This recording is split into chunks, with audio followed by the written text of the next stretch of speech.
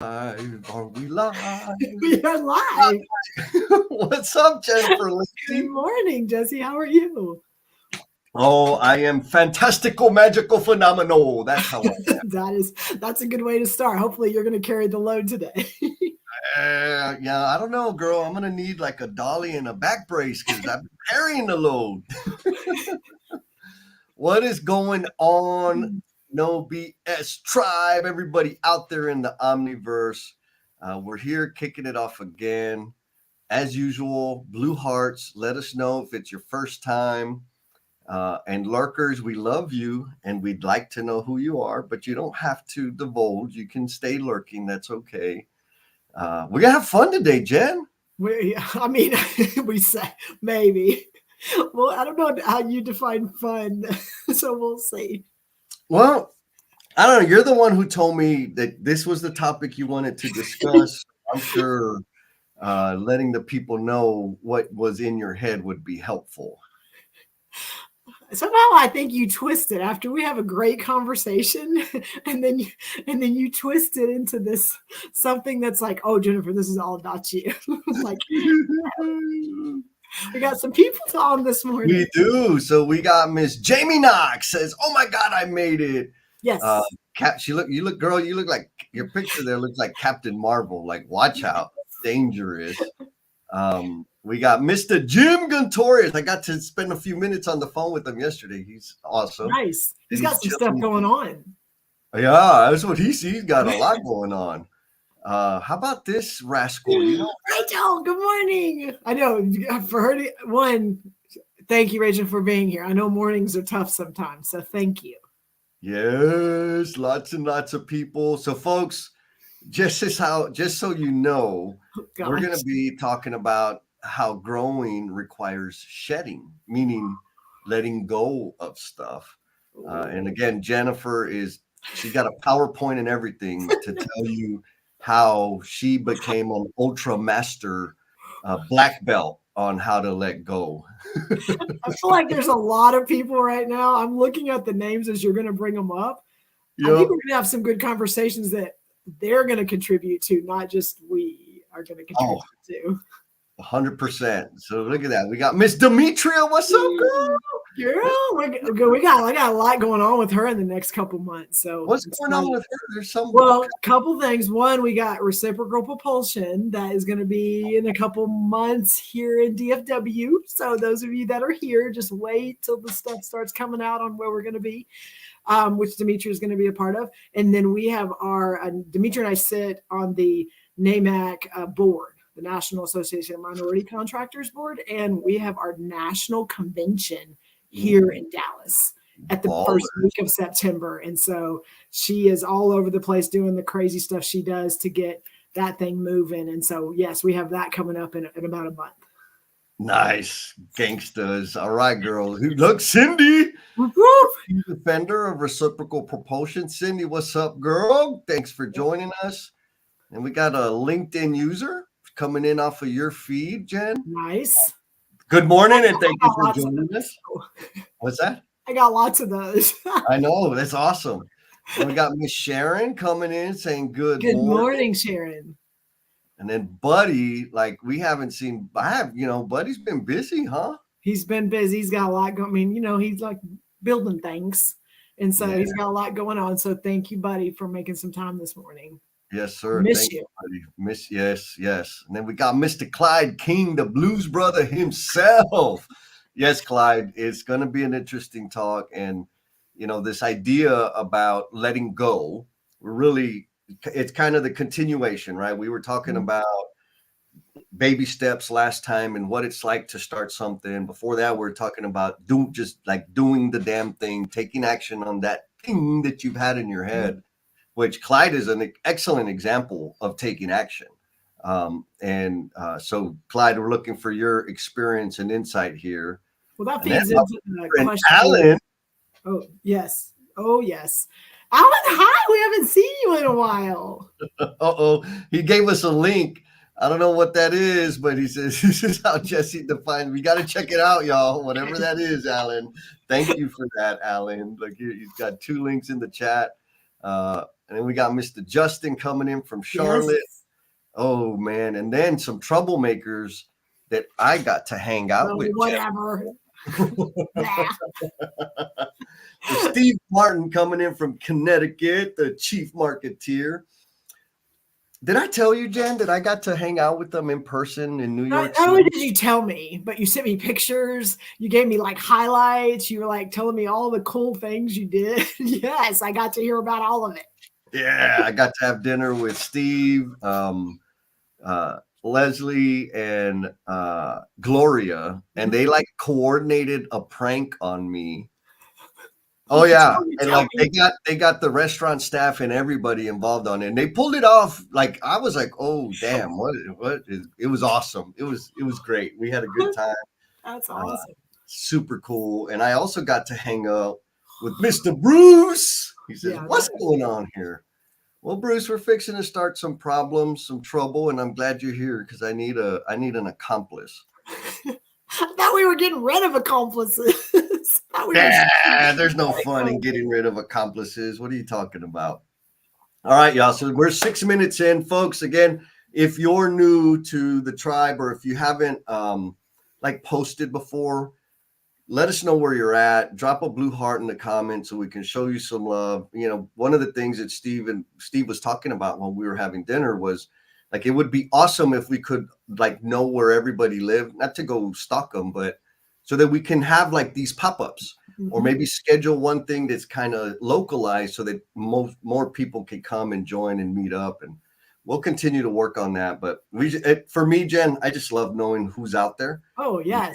So right? Even if that's the only thing you type today is where you are, and it could be a state, it can be wherever, but just so we kind of know, you know, where we're reaching. How about that? I like that. I like that a lot.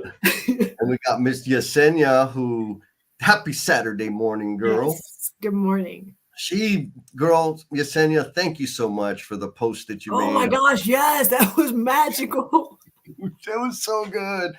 She got her hands on the audiobook, and it was story number 20, I think, that landed with her the most. And Yesenia, I already told you, like I still can't read that story without like getting the allergies. But I appreciate you sharing that with your network, and I'm super glad that it was meaningful to you. Yes. Oh, look, she's in Dallas at a friend's house this morning. All right. Okay, Jen. Take it away. I'm gonna go eat breakfast. No. Okay, well let's kind of. So last week we talked about like what's that thing you're holding on to that you really haven't taken action on, and that maybe there's whether you're worried about it's going to fail or you're because of maybe the effort or the things that you're going to have to do to get it started. Like what is that first step? That was our big conversation last week, and so from that you and I kind of talked about. Some of the after party conversations. And then we realized that there's a couple of things that happen from that. Okay, something's about to happen or something has happened. And you have to like make adjustments. And part of that in this conversation today is what is something that I think we're looking at it from two different perspectives, but one conversation is going to be something that you have accomplished or something that you've done and you had to like consciously make a decision on like personal or professional. Like I have to walk away from this to be able to go here. I have to let this go to be able to keep moving forward. So that's one piece of our conversation today that we're going to talk about. And then the other one, tribe, I'm going to call you out, is what is something right now that you're holding on to that you that maybe it's hard to let go, or it's something that you are struggling with because there's a personal tie or there's an emotional tie, or sometimes it's just comfortable. And when we're comfortable with things, sometimes we kind of sit there, and because of that it keeps us from maybe that next step in our life or that next big whatever that thing is. So those are kind of like the bookends of the things that we're going to touch on today. I like it. Yes. So the first, can we throw the first question out there as we're as you and I are talking? Yes, because we need y'all, like, we're gonna give you some runway, everybody out there in the Omniverse, to chew on this thing. And so the question is, like, what is something you've had to let go to continue moving forward? Right? Like, it could be small, it could be big, it could be personal, it could be professional. Um, but I think this is an important question, like, for me, because it's like necessary, but nobody tells you that. Right? Like, I want to grow, I want to achieve this, I want to do this, I want to learn these things, I want to promote, blah blah blah, all the stuff that we aspire to.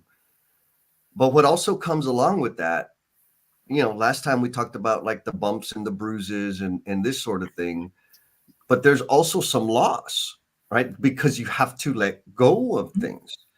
And I know for me, in my history, because of my crazy appetite to, like, learn things and have new experiences, I don't want to let go. Like, I never was like, it wasn't early on, it wasn't a conscious thing to, like, I got to let go of some stuff.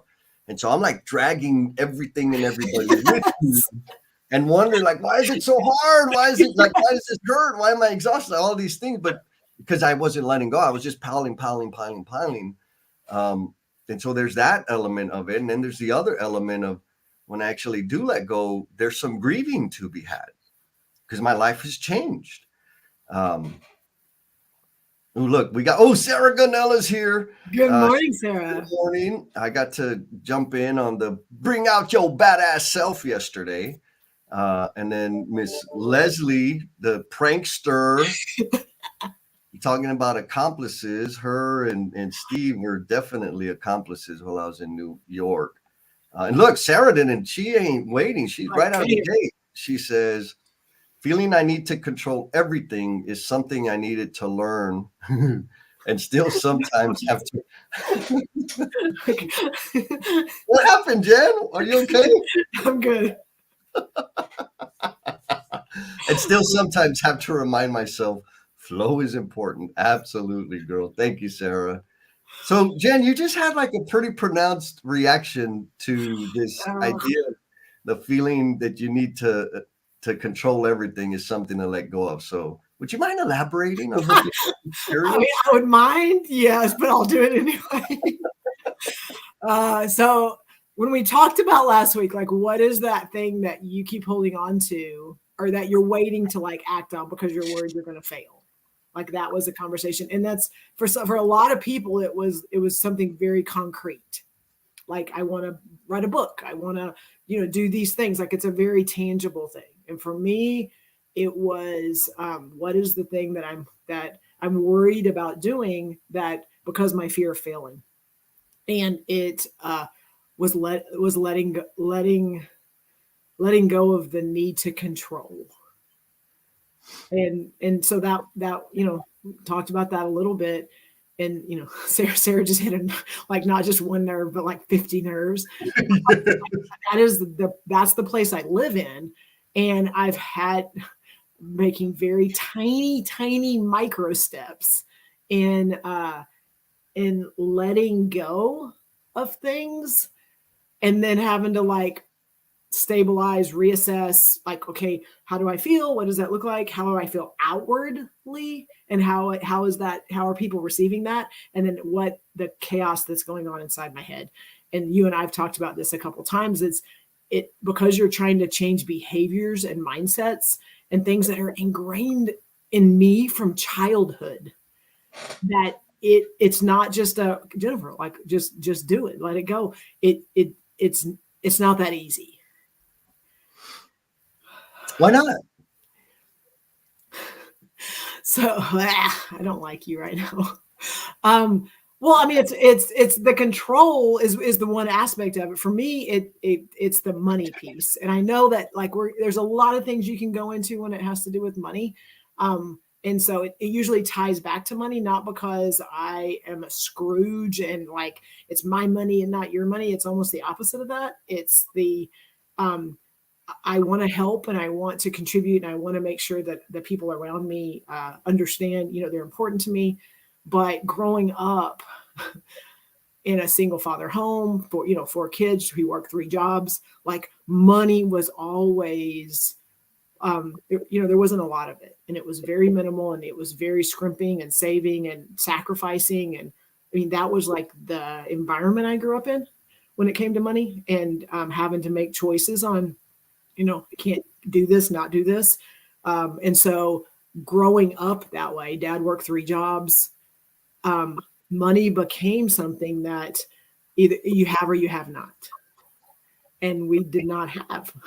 And so you're in that formative years, you're learning, the importance of money and those that you see have it. So growing up, that was kind of like I went and got a job because I wanted to have things that I knew my dad couldn't give me. And then over the course of the last 30 years, putting myself in a place and working really hard to make sure that I will never be in a place like that, but also that I can, give my kids things, but also not let them take advantage of that situation. And it's not just like, oh, it's going to be great. It's like extreme for me. And so you and I talk about this all the time, but like having to change a mindset of what money is and protect it and make sure you are never, to being able to enjoy life. Like, why is that such a hard dynamic? Like, being able to do both of those things. Mm-hmm. And for me, letting go of the fear of what if something happens and like I can't take care of something, or I can't pay for something, or I need help. Like trying to protect myself from all of those things kept me very, very I needed to control not only the choices I made with money, but the choices that other people made with money. How easy is that? Well, with your kids, it's a little bit easier because you control how they spend money. Yeah. It's your money. But with other people, it's this is so dang hard. You can't control grown people that have their own money. But you can also not realize that you're not stepping up and doing your part. And I mean, unconsciously, like not just, I'm not spending money on that. I'm going to let them pay for it or stuff like that. Or I'm not, that's not my job. But like, I'm in a position where I can take care of it. And I wasn't, I wasn't going there. It was a struggle because that's a lot of money for a meal, or that's a lot of money to go and spend on vacation. Like those are conversations internally that I was struggling with. And I think my family was sacrificing and having to deal with the control I needed to do that, but they weren't able to enjoy the things that maybe I was like, oh, we're going to do this. And that's why it's going to be okay because I'm spending money on this. But it was like, don't do this, don't do this. You can't do this. And I mean, and it took all of the effort that I made because I wanted to do it. It took all of that away because it was just the control piece that I was still not being able to let go of. It's a lot of words, but yeah. Yeah. I mean, I've been able to see it. You talked about it, right? Is that control element ends up taking out the joy from the experience you're trying to have. But because of that thing, the fear, I'm just going to say it's fear of the financial stability and so forth. That's the concern, which may at some point in your life was true. At this point in your life, it may not be as true. And I think, and thank you for sharing all as much as you have, because I mean, there's some good comments in here. I'm going to bring them up, but that I think that's the source of it, right? Is it like Sarah says, she says, it's what we learned to protect ourselves. And so when we're thinking about like the internal, the intrinsic things, the intrinsic anchors that are keeping us stuck, they developed because of a bunch, and you know, girl, I got issues. I got shingles of anchors.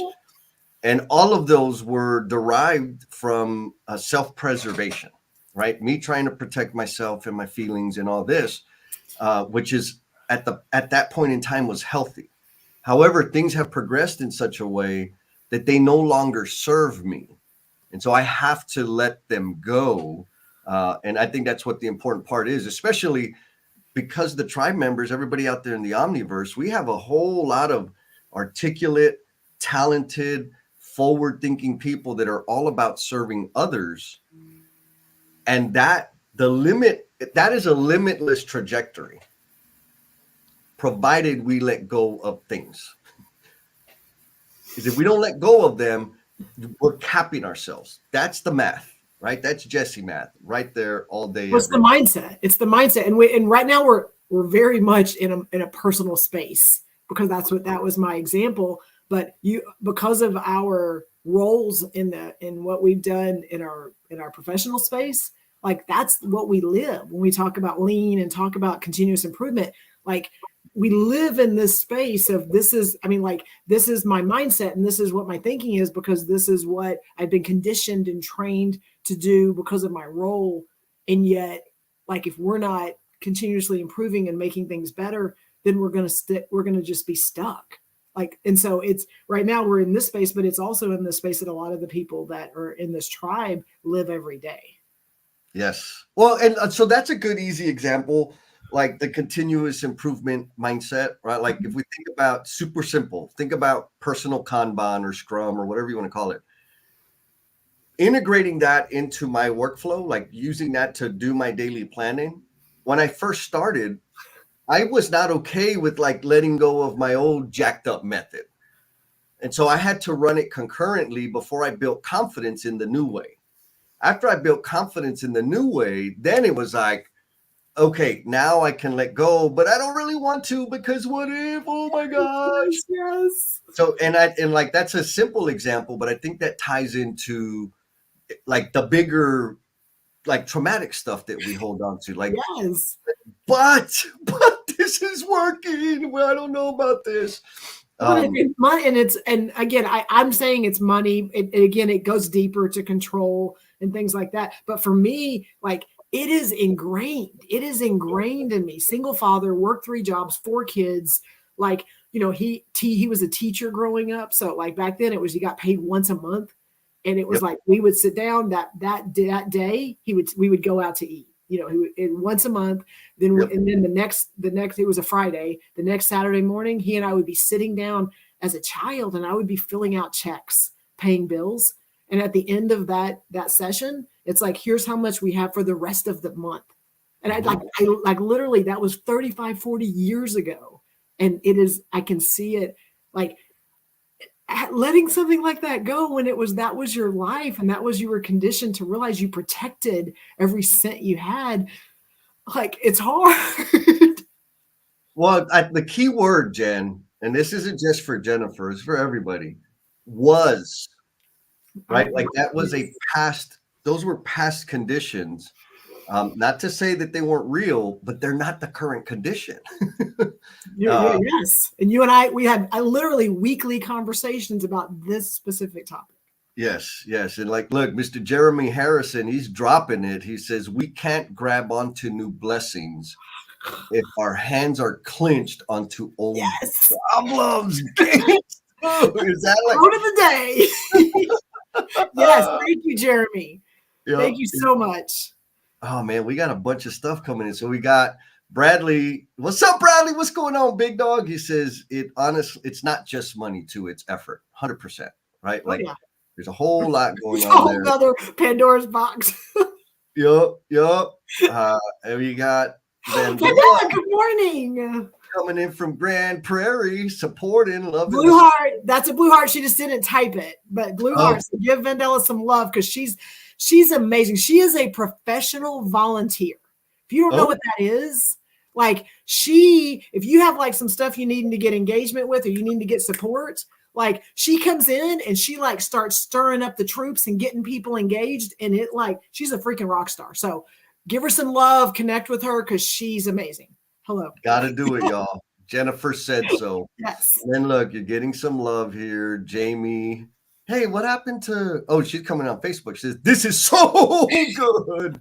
Yes, this is awesome. Jennifer, you're being super vulnerable. And Alan, of course, says, "I'm always impressed with Jen's capacity to talk through emotionally taxing topics. It's consistently a source of strength for me whenever I need to pull some courage out of my mental pocket." See, Jen? Thank See? you. Thank Getting you. some love out there. It's conditioning from having to talk to Jesse all the time. Well, and we actually have some folks that have shared like that yes. thing.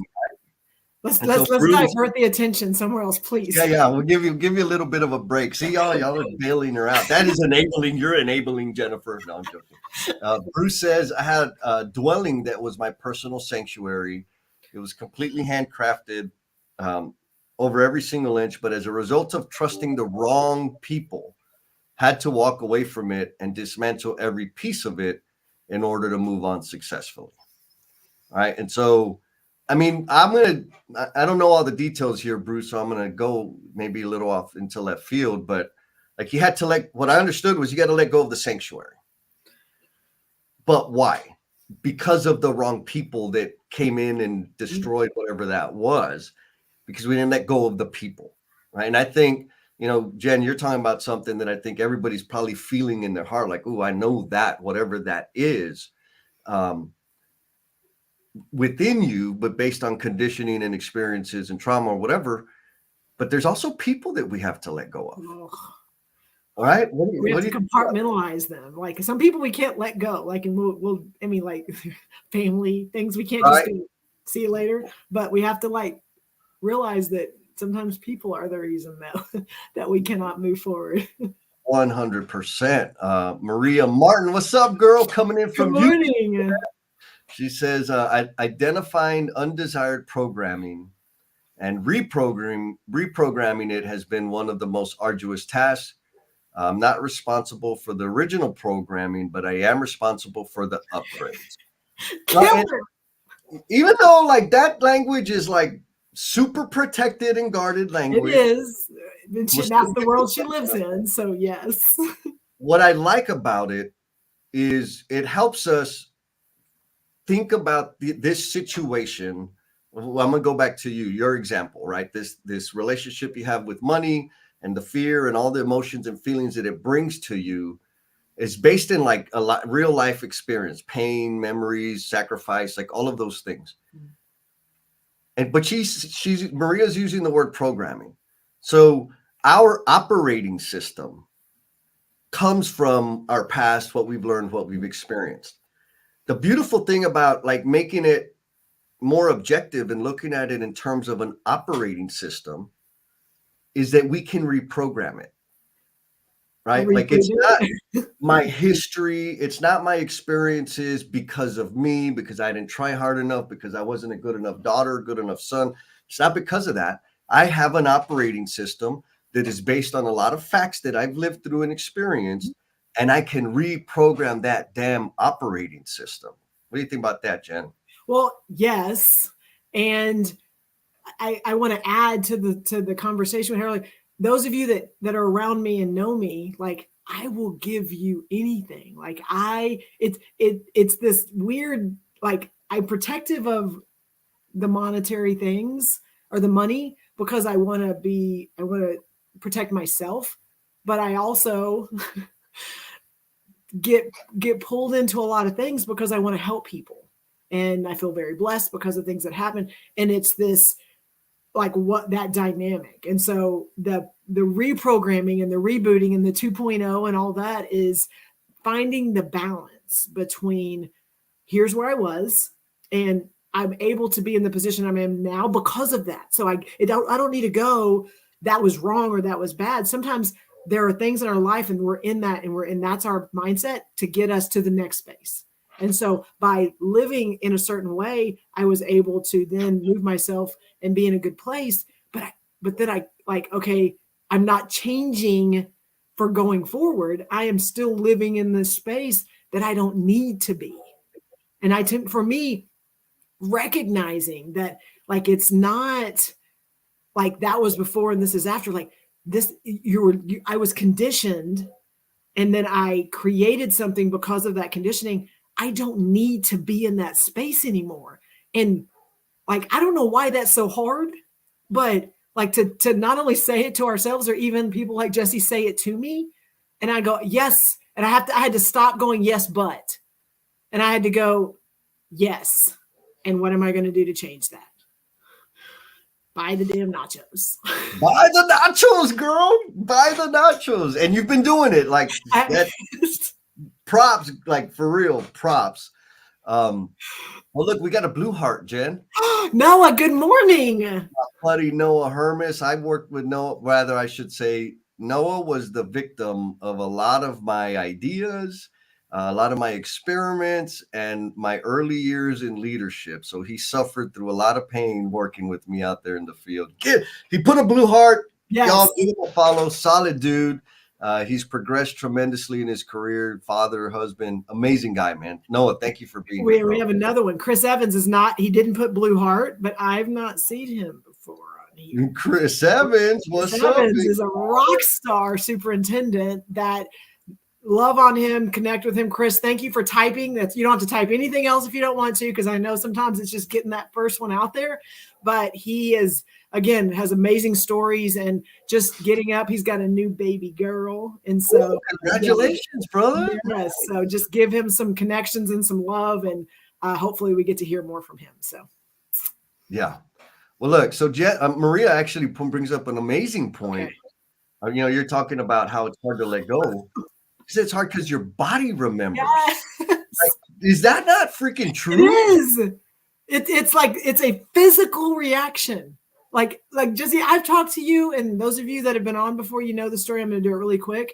Like a physical reaction of being somewhere, and my daughter wanted nachos, and I know she doesn't eat everything she orders, and we're at a place that when you buy nachos, it's like 3 times the amount. And it's one of those where I would just like, no, we're going to share. We're going to do this stuff because that's a waste of money. Like that's my normal reaction. And they were like, we want nachos and ice, whatever. And I just said, no problem. We'll get the nachos. And then we got the nachos and they sat down. She ate about half of them. And I could tell by her face that she was like, I'm done, but I'm scared because I didn't eat all the nachos. Like I conditioned her for that. And I had to like make a decision, and I'm watching her because she's ready to get up and go, but she didn't eat the nachos. And I asked her if she was done, and she says yes. I said, then throw them in the trash.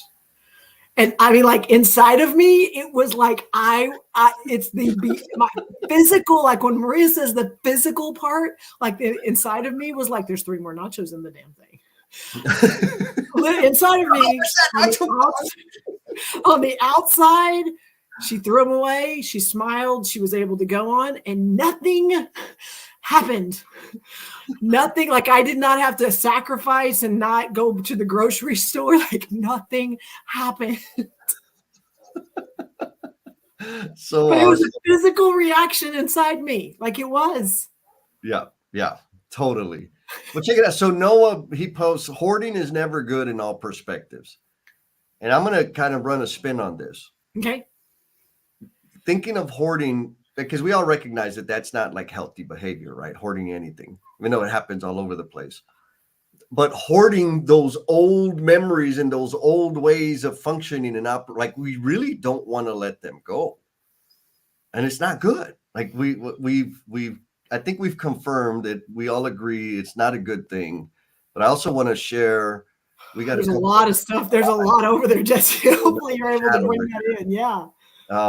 So Maria, thank you for yours. Steve Martin, this one resonates with me, right? People diverting me off the trajectory toward becoming the promise I'm intended to. Okay, Jesse, now it's your turn. So Steve, thank you for the plug on the first book out there. That people diverting me off my trajectory. Like first I got to take ownership because I allowed it. I played a role in that. But I'll say this, there's 2 forms, and one is the one that's kind of like sneaky that really it's hard to it was very difficult for me to learn to discern what was happening. Mhm. And so in terms of like the people that were diverted me or have or will divert me from my trajectory, there was, I'm a hoodlum, right?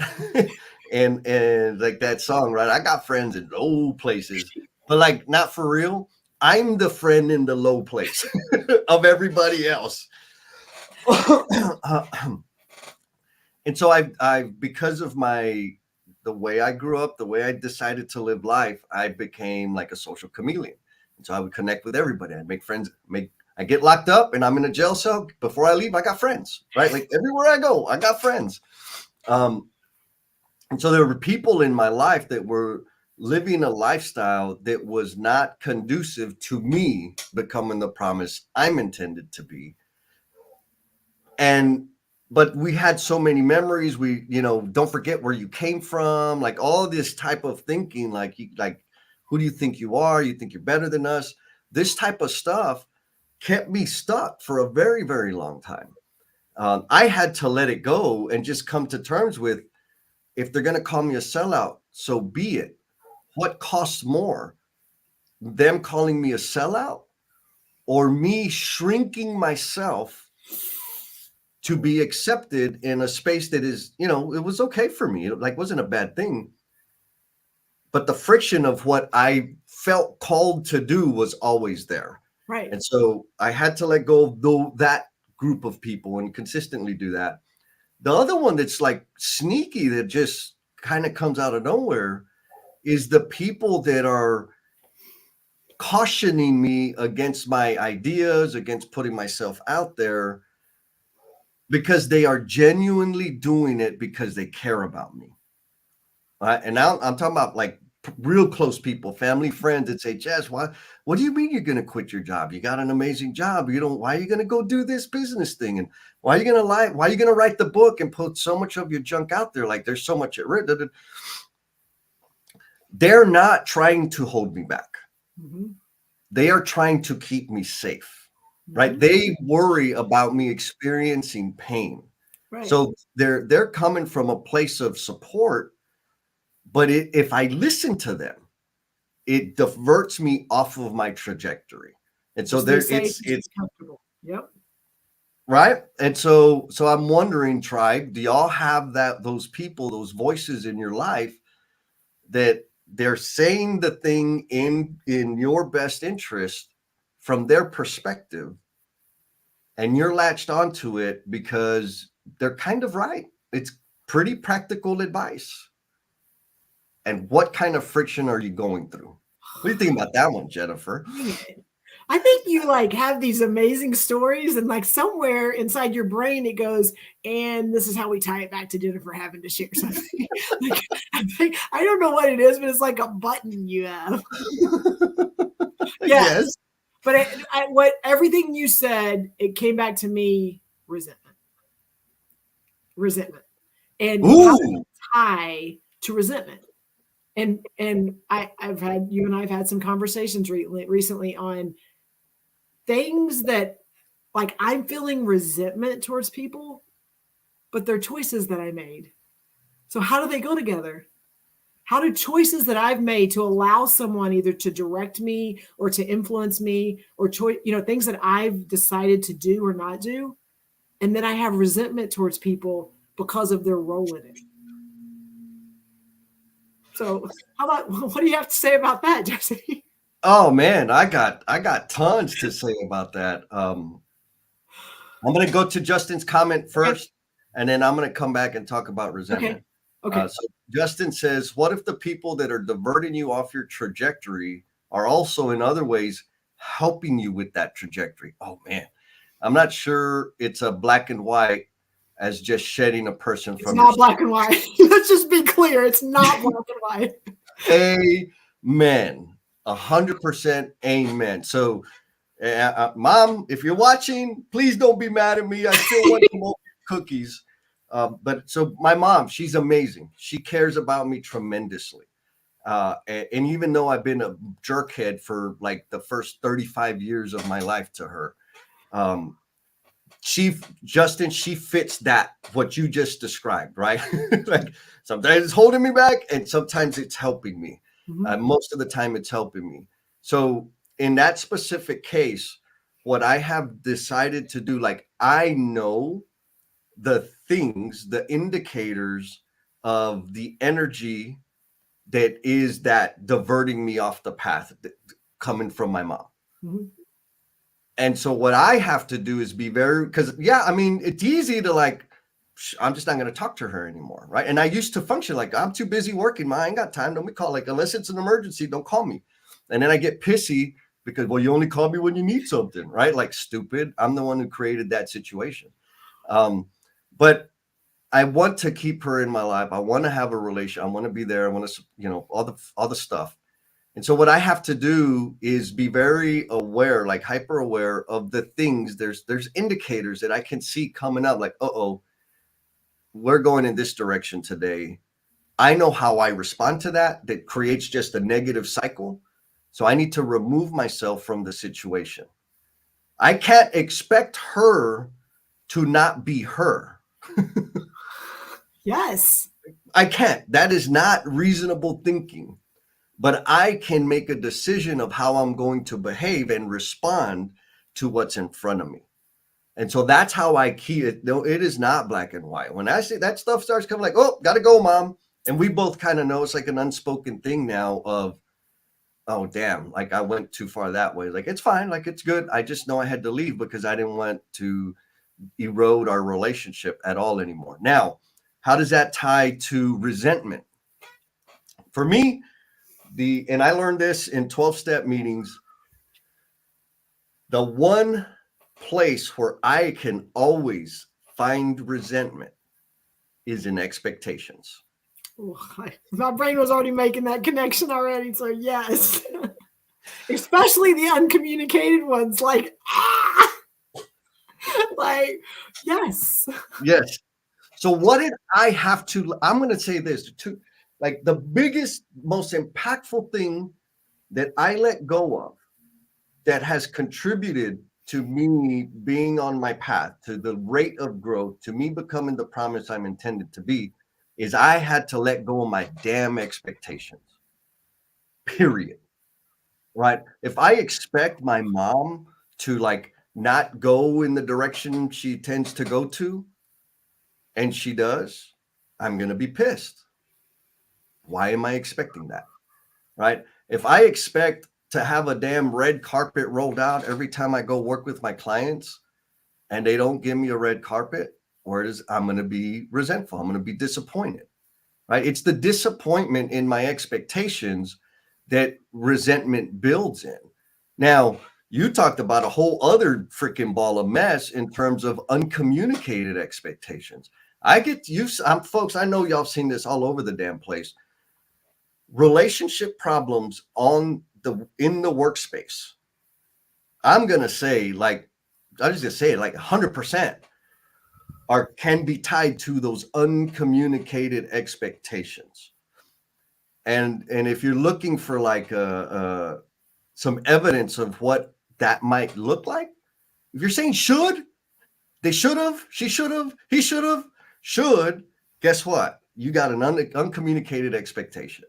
And so when I expect people to be happy because I gave like a certain level of happiness because of a gift I gave them and they're not, it's easy for me to say, well, they don't appreciate anything. Bullshit. It was supposed to be a gift. If it's a gift, I'm giving it with no expectation of anything back. But I had an expectation, so now my feelings are hurt. Now I'm disappointed. Now I'm branding them as ungrateful and selfish and greedy, when the reality is it was me that had an expectation that didn't get met. And so now my resentment is there. And then what do we do when we have that resentment? We don't face the conflict and communicate what my disappointment. No, I'm going to put it in my pocket so I can get another one and put it in another one and another one and just keep building that resentment to where we're just freaking miserable. And I end up in a victim mindset, a victim state of mind, because I got all this damn resentment that I crafted. I made it happen. Mhm. What do you think about that, Jennifer? Well, I think that's amazing. But there's a lot of stuff going on over here in the comments. I want to make sure. One, Dr. G made a comment. I have not seen her jump in very much, so I do want to give her some love in there. So she is, she There did, she is. yeah, bring her up. So I know I haven't seen her. She may be a blue heart, she may not be, but yes, connect. She's amazing. Yeah, she's also going to be like representing big time in the UK here in the very near future. She's a gangsta baller, so y'all need to be following Dr. G. What's up, girl? All right, hold up. What man, there's just I know there's a lot. So I'm going to I'm trying to deflect because that's my superpower, but I'm also going to let you work through some of that. With that, I want to go with thank you, Steve. Appreciate that. But this is so hard, but it needs to be said, is the resentment piece. So how much resentment do we have? And I'm going to tell you, I'm going to ask this question and it's going to go to a person. It's going to go to a person. How much resentment are you holding on to regarding a person when it wasn't something that they had control of? Oh. And I'm going to, this is like so freaking hard. So hopefully if my mom at any point listens to this, she's not put in 46 minutes. She's like, oh, this is great. And she's out because she is not going to want to hear this. And so my single father raised 4 kids. He was everything. He did everything, sacrificed. He made us who we are. Okay. And then he's been gone 20 years because health issues, things like that. And my mom's still around. And there are things specifically, and Jesse, we've had conversations about this, where I just get angry and I just get mad because she's here and he's not. And I can feel that way because of who he was for me. And that he was taken earlier than I feel he needed to be because he didn't get to be a grandpa. There's a lot of things right now in my life that I know he would be amazing to be a part of. And he's not here and she is. And sometimes I address and I get angry and upset at her because she's here and he's not. She didn't have any control of that. Yet I have to like tackle that all the time. And I'm not giving her the opportunity to be able to do things and whatever our relationship is because of her being here. How many times in our lives that we are resentful of people because of situations and they didn't have any control of how they got to be in that situation. Yes. So what got you to be able to frame it and see it that way, Jen? Well, haven't had the best relationship with my mom over the course of my life, just because of being raised by my dad. So kind of got to see her once a year growing up. Didn't have that connection with her. And then as we've gotten older, say this too, hopefully she doesn't ever hear it. She's a really good grandma. Maybe didn't have the best motherly instincts and stuff. And so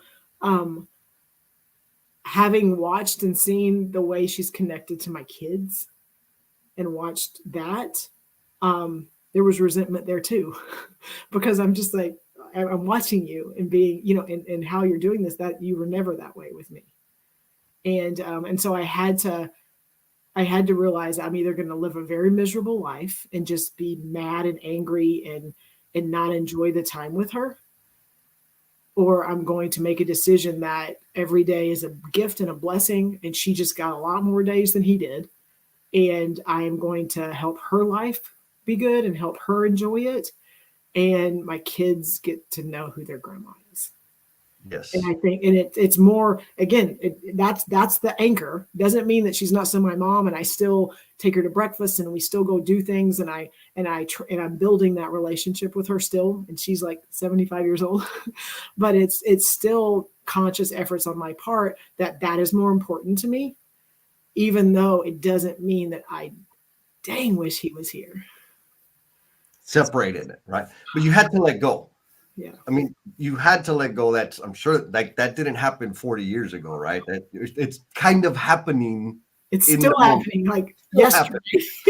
Like yesterday, you still had to make Yeah. a decision on, we're going to do this, and she's going to have a great time, and it's going to continue to help build our relationship still. Yeah.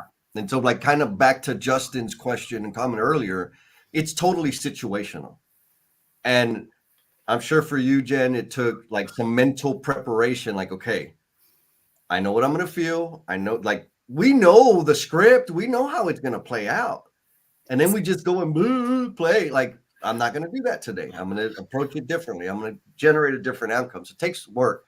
Clyde says that holding on is much bigger than just money.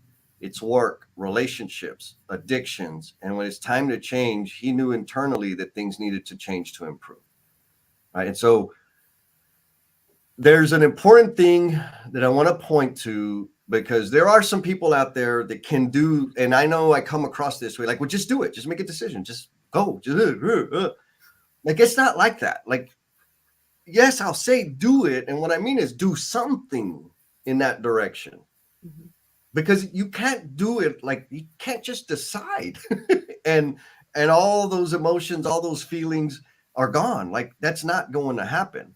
But you got to make that decision, and you got to start taking action, because those other things are not good for you. Like, they keep you confined. They suffocate everything that you have within you.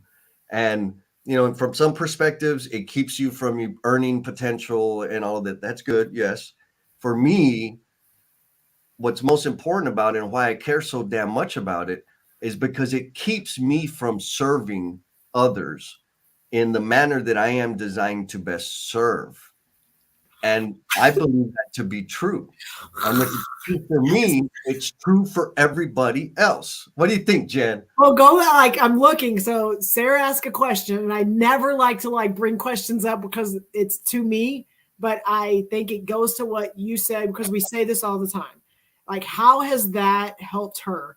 And we talk about this, and I'm going to say it. When you exhibit the behaviors you expect, it's not just for my mom. I have a couple of stories, but when you are exhibiting the behaviors you expect, sometimes you're disappointed. Sometimes you're like, WTF, like, are you kidding me? But Sarah, specifically to your question, and with my family, one with my brother, one with my mom, when I am exhibiting the behaviors that I expect, I've seen it help them grow and change the way they do things.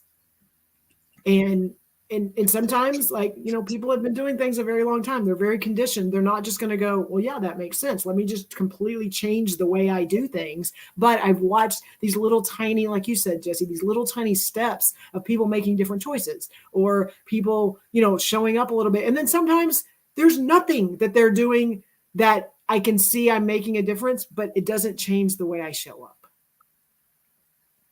Yes. Well, and along with that, Jen, there's mistakes. Yes. Right? Have you made a mistake or two? A lot, which it probably feeds into the way she shows up. Yes. We'll own that. And our friend Mr. Hussein says sometimes mistakes can be blessings. They can be opportunities to listen to our inner voice, to take us to where we are not very comfortable, and see what we should be doing or being. It's that self-reflection. 100%. And like, that inner voice for me is the whispers. Mm-hmm. Right? Like, I know, like, there's all kinds of bells, alarms going off saying, Jess, like, you're not poor form, Jesse. You are not being what you can, what you should. And this is me telling, like, it's not anybody else. It's, I know what I want to, how I want to show up. I know how I want to serve. And when I'm not doing that, there's buzzing going on saying, hey, stupid, what are you doing? Right? Like, get your stuff in gear. So we know this is happening. We just need to respond to it. Some of us don't. Like I, for a very long time, suppressed that. Mm-hmm. And it was not a healthy outcome for me. And it required me to like disconnect from some expectations that I had attached, expectations from others that I had latched onto that did not serve me. And like Bradley has a beautiful comment about that. He says, it may come across as jacked up, but the emotional taxation that we implement on ourselves to conform to societal acceptance is waste. It's all waste. Agreed 100%, Bradley. That expense, that the emotional taxation could be much more strategically applied toward developing and supporting an environment that encourages intrinsic growth.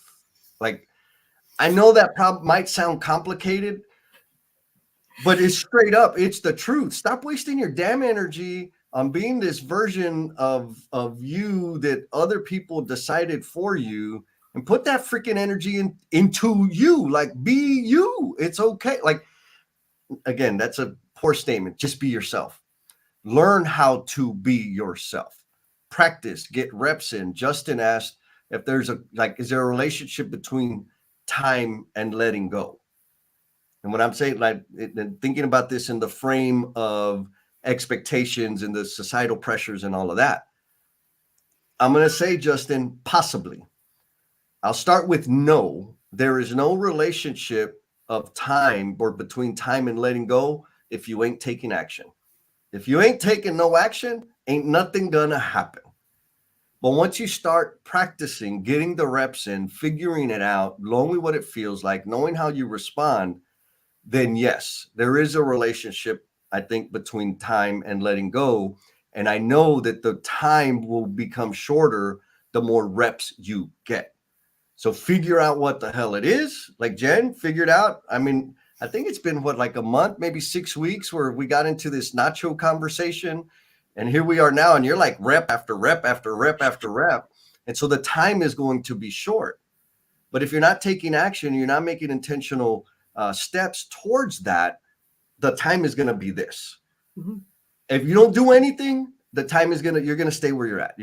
That is an infinite answer. Hopefully that helps. Well, two things I think I'm going to say that have helped me. Number one is, which is the hardest thing I think for a lot of people, is Jesse talks about the whispers that are internal.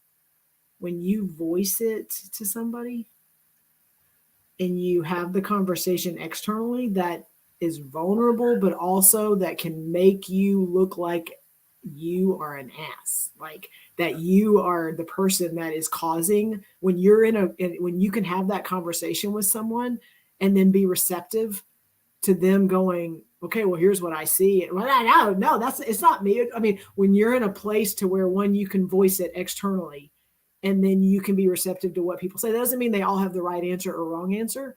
Putting it out there then becomes, when we talk, you get to ask me and remind me, and hey, what's going on with that? So there's that piece, which I think we underestimate that piece a lot because we keep so much in our heads, me included, is being able to have, putting it out there and letting people, let's say, call you out so much, but like they're aware of something that you're working on.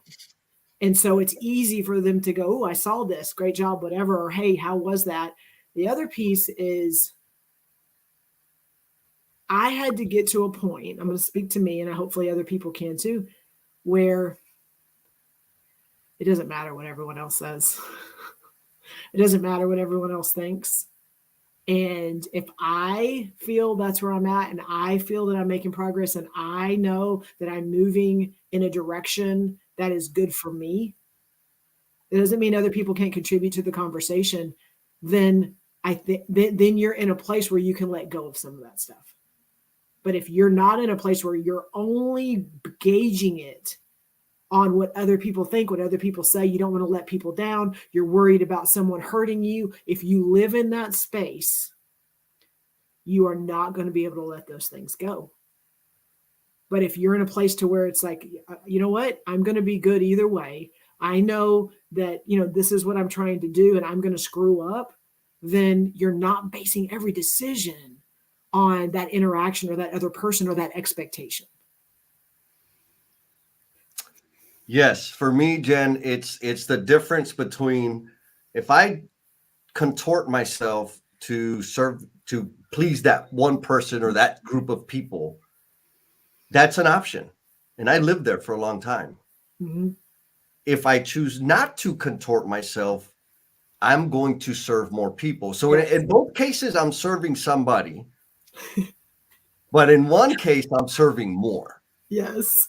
Right? Like, Mm-hmm. I mean, if you need to give yourself permission to like disappoint a small group and better serve a larger group, there's your permission, man. And so, Jen, there's a couple comments here about your vulnerability and your transparency, right? Jeremy is saying thank you for your transparency, and we're here for the tribe, right? Yes. And so James asked for you to go ahead and just start on. Absolutely not. It is recorded. You can go back and watch it. I will not be going there again. No, James.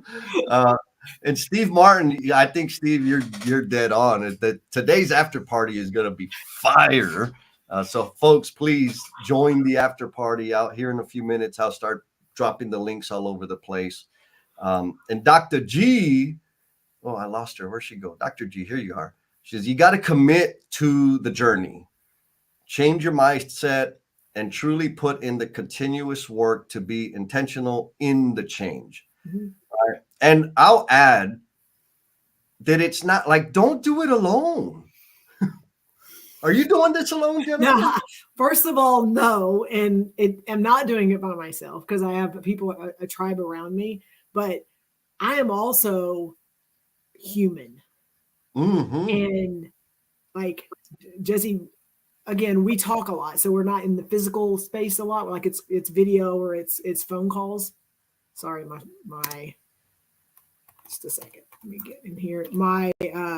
But you were in a car with me about a week or so ago, and like I was so angry because of a situation, like, and I could have just been pissed, and I brought you into it, and I shared it, and you just let me be mad. You didn't go, well, what about this? What about this? Why? Like it, and that's one example of having people around you. That's huge, and we've talked about that before. Who are those people around you that you share yourself with? But putting yourself in a very vulnerable, sometimes uncomfortable space with people that genuinely care. And that doesn't mean you have the answers all the time, Jesse, and sometimes you're wrong. I'm just going to say, but a lot of times you're just asking questions, and you help me get to another space, or you help me think about things. And it's that sharing piece that it's outside of my head. Because I don't know about y'all, but there is stuff in my head all the time, nonstop. And I'm not very good at sorting it all out. But as soon as I voice it and share it with somebody else, and then I'm overloaded. My brain is about to explode. I'm tired. Jesse, yesterday, I'm exhausted. Yeah. That with me, and like being able to be in a space where you can share that with people, they can just be there. They don't have to have all the solutions and be the people that are the answer people. They can just be there. And for me, it has been a game changer because I haven't had to take all that load on all by myself, which I have for a very long time. Okay. One more. Okay.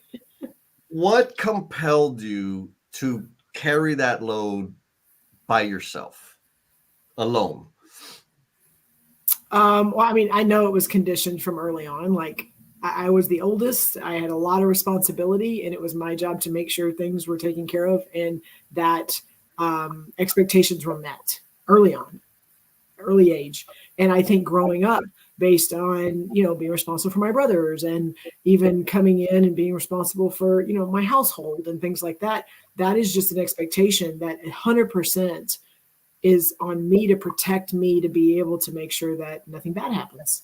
And so that is 100% an expectation I put on myself, that I can handle this. I'm strong enough. I'm not weak. I can do this by myself, and I don't need help.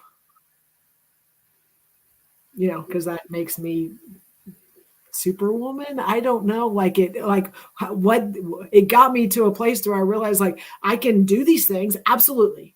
I can set my mind to it and I can do it. I can be miserable and do these things. Or I can bring people in and allow people to help me kind of balance out some of that emotional load. And all of a sudden I can enjoy and and it be part of my life and have joy versus it being just taxing and just my responsibility. Thank you for that, Jen. Um, I'm just going to say, Tribe Omniverse, thumbs up, hearts, claps, because, girl, you're not alone, Jen. I mean, we're not alone. Um, but we for some reason, for a lot of reasons rather, we try to be, right? Maria says, "Hi, my name is human." Right? It just makes you human. We have this weird expectation that we have that we put on ourselves to handle it, be strong, and like, yeah, I can be strong, and son of a gun, I need some help. Like, it's all true. And when I need help, I'm going to ask for help. Is it easy? No. Justin, back to some of your questioning, it took practice. Before I started practicing, it took me getting over being terrified. How did I do that? I was like, okay, I know I'm going to have a problem in the future. I know I want to learn how to ask for help. Okay, who would I call? Like, so when I'm talking about steps, I'm talking about this kind of weird shit. I had to write down the names of people that I would feel most comfortable calling if and when I needed help. So now I have the list. And then the next time I need help, did I call? No, but I read the list. Right. And so it was these, and I think we're all in different places, but at the end of the day, you don't have to suffer alone. There's too many amazing people, especially in the tribe. There's so many amazing people that are committed to helping each other grow, reach out for help. And I know a lot of us have, right? Bruce and Bradley and a bunch of us, we do the after parties. A lot of people are forming relationships outside of the live streams, etc., and helping each other, being present for another human being. There is fulfillment in that. So I'm going to give you a breather, Jen. Thanks. Thank you. So I posted the link. I posted 2 links in all the chats. One is for online workshop that we've got coming up this Friday at 10 a.m. Central. You got to sign up so you can get the link and all the stuff. It's facilitated by my therapist and her partner. And there's going to be some art therapy. We're going to be I asked specifically to focus the conversation or the workshop on boundaries, how to develop healthy boundaries. And so they've got some good stuff coming up for us. And the other link I posted was the link to the after party so that we can continue this conversation, the sharing, the deep thinking. Bradley, you know all about the after parties. And Steve, you know all about the after party. So folks, please come join us. And also shout out to LinkedIn user says, don't try to contort into someone you are not. It's not worth the back pain. Right? That resonated with me because for a very, very long, and even now it happens all the time. Like, I find myself, because I know how to do this, right? I know how to shape my behavior, change my speech, change the words I use. Like, I know how to do that. It happens almost instinctually to be accepted in a certain situation or to gain greater favor in a certain situation. And it takes energy. Bradley talked about that type of energy. And so I spent so much time and energy trying to be something that I didn't really want to be. Right? Like, if it takes me energy to behave in this certain way, and it takes more energy than just being, that's an indicator that something's off. Now, I'll also say, like, when I'm doing my job and earning like my pay and serving clients, Am I going to behave different? Yes, to a degree, right? Like I'm probably going to put a button up shirt on. I'm probably going to put pants on. Is that conforming? Yes, it's conforming. And so there's like, it's not do not conform. It's really, for me, what it came down to was accepting that I am all of these things and I get to be all of those things. I get to decide what level of intensity am I going to bring of all of the things. And when people, and here's the awesome thing, when people don't want it, they get to not want it. Mhm. I don't need to change their mind. Mhm. What I need to do is not spend time with them. Mhm. Right. And so it's not how do I make everybody love me? How do I become comfortable with those that don't love me? Yes. Right. And it's okay. Like, I don't know what's wrong with them, but you ain't got to love me. And if you don't love me, you don't get a vote. Period. What do you think, Jen? Well, yes, and I've seen some little quotes and things like this, so I'm just going to try to summarize.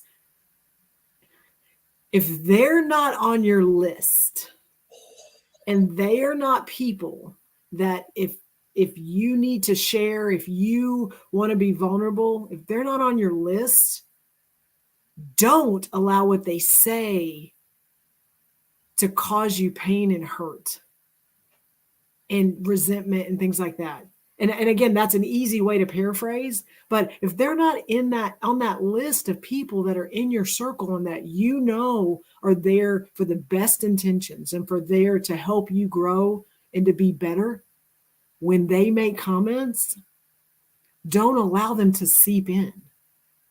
And that's going to take repetition too, because it's, we are fallible. We are emotional beings. We are human. And when people say things, we may not know who they are. Social media is a very crazy place like that. We have never engaged with them, never interacted with them. They don't even know who we are. And I don't know how many of you, but one comment, one response, and you're like, what do you mean? And you get all crazy. They don't even know you. And there's people out there that just like to poke. And the more that you can stop and take a step and go, they just want to poke. And I love those people because I turn it around and I love on them and I give them so much recognition that they don't know what to do. But however you do it, like, do not allow those people that are not on your list to influence the way you react in your behavior. Gangsta. So we got Aaron Gibson. It says big burly hugs to Jen Jess and everybody out there.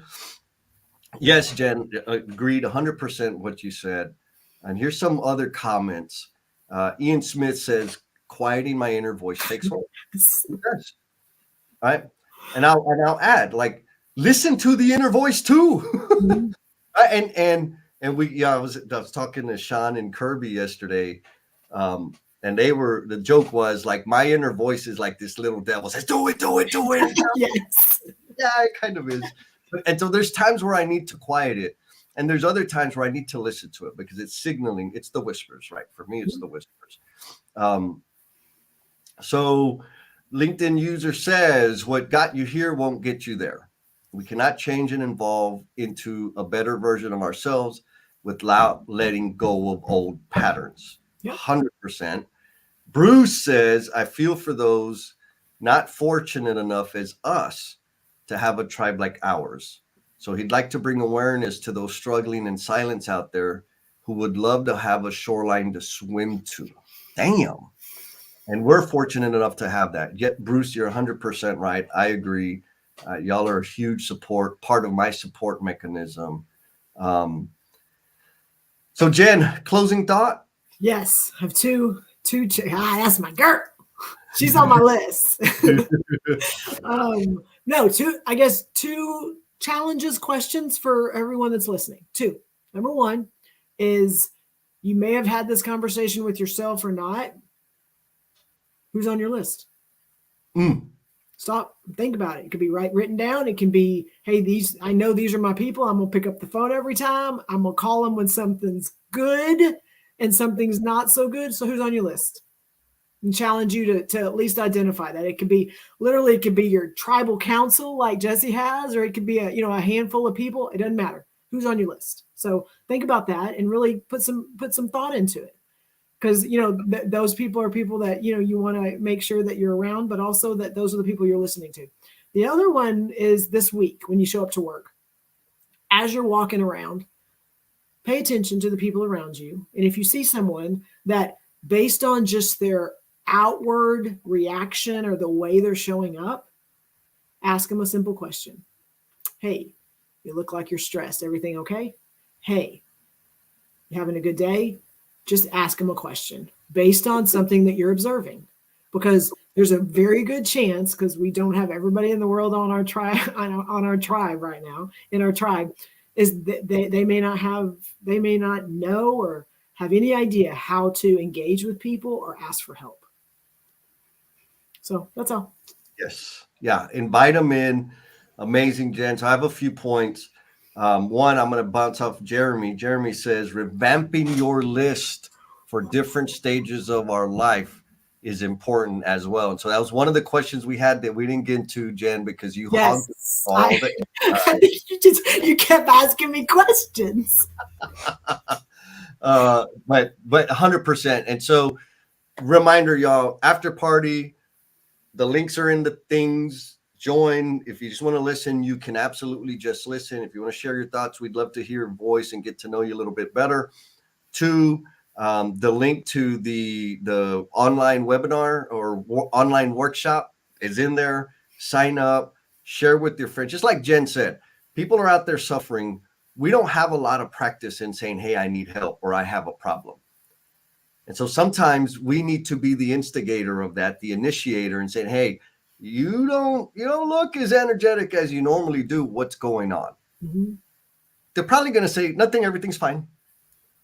But what you're doing is you're planting a seed to let them know, I see you and I'm here for you. Yes.